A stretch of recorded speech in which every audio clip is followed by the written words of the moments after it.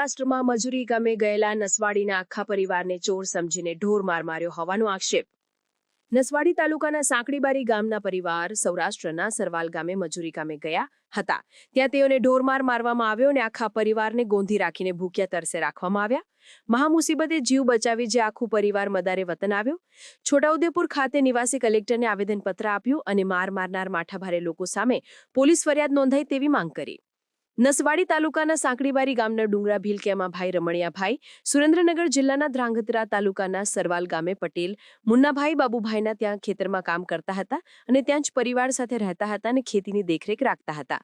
આ ખેતરમાં ભૂંડો આવતા ભૂંડો હાંકવા માટે દોડ્યા હતા। તે વખતે ખેતર માલિકનો ભાણિયો અને કાકા તેમજ અન્ય લોકો ચોર આવ્યા સમજીને બે લોકોને પકડી લીધેલ, જેમાં ડુંગરા ભીલ અનિલભાઈ દુલકાભાઈ તેમજ ડુંગરા ભીલ મનસીભાઈ ખુમાનભાઈને ચોર સમજીને મારવા લાગેલ। ત્યારે 8 થી 10 લોકો ભેગા થઈ ગયા હતા, જેને લઈને મજૂર પરિવારના બંને લોકોએ કહેલ કે અમે આ ખેતરમાં કામ કરીએ છીએ, તમે ઓળખો છો, તો પણ આ બંનેને દોરડા વડે બાંધી દીધેલ અને તળાવના કિનારે લઈ ગયેલા। ત્યાં તળાવનું ગંદુ પાણી પીવડાવેલ અને જાનથી મારી નાખવાની ધમકી આપેલ। આ બંનેઓને તળાવના કિનારે આવેલ પંચાયત કચેરીના રૂમમાં પૂરી દીધેલ અને ઢોરમાર મારેલ। ત્યારે ઘરના સભ્યો ના આવતા પરિવારના લોકો શોધવા ગયેલ, ત્યારે બીજા સભ્યોને પણ માર મારેલ। આમ 4 જેટલા લોકોને માર મારતા જાન બચાવીને આ પરિવારના સભ્યો ખેતરે પહોંચતા પોતાના બાળકો સાથે પોતાના વતન આવી ગયા છે। છોટાઉદેપુર જિલ્લાના નસવાડી તાલુકાના પરિવારે 10 જેટલા લોકો પર ગંભીર આક્ષેપો કર્યા છે અને પોલીસ ફરિયાદ નોંધાઈ તે માટે રજૂઆત કરી છે। જ્યારે કાળી મજૂરી કરીને કપાસની ખેતી પકવેલ તે પણ મૂકીને આવતા રહેલ છે। આ પરિવારનો આક્ષેપ છે કે ખેતી તૈયાર થાય ત્યારે આવી રીતના અનેક પરિવારો સાથે સૌરાષ્ટ્રમાં દગો થાય છે। હાલ તો આ પરિવાર ચોધારા આંસુએ રડી રહ્યું છે।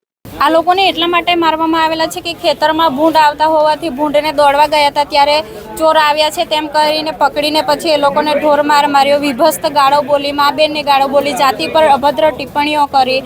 પછી એ લોકોને તળાવ પાસે લઈ ગયા। તળાવ પાસે જઈને તળાવનું પાણી પીવડાવ્યું અને એવી રીતના કહેવામાં આવ્યું કે તમે લોકો કોઈને જાણ કરવાની કોશિશ કરી અથવા અહીંયાથી તમે બહાર નીકળ્યા તો તમને ગમે તેને રજૂઆત કરવાની કોશિશ કરી તો આ વિસ્તારમાં ફરી પગ નહીં મૂકવા દઈએ અને જાનથી મારી નાખીશું અને આ તળાવમાં મારીને ફેંકી દઈશું, આવી રીતના કહેવામાં આવ્યું। પછી રાત્રે 12 વાગ્યે ગ્રામ પંચાયત ઓફિસમાં એ લોકોને બાંધી રાખવામાં આવ્યા, ઢોરમાર માર્યો, આખો દિવસ ભૂખ્યા તરસ્યા રાખ્યા રૂમમાં અને બીજા દિવસે 3 વાગ્યે એ લોકોને છોડવામાં આવ્યા। આવી રીતના આ લોકો સાથે બિહેવિયર કરવામાં આવ્યું છે।